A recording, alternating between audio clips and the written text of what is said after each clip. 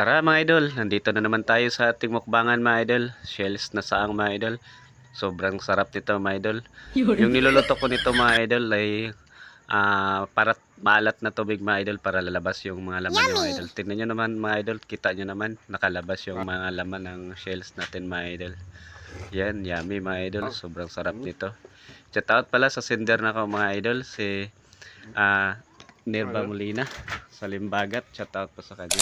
Maraming salamat. At siyempre, i-shout out na rin natin ang ating mga solid supporters mga idol. Nan sa Puhin Namit, shout out po sa kanya from Manila. Irene Daligdig from Dubai, Saudi Arabia mga idol.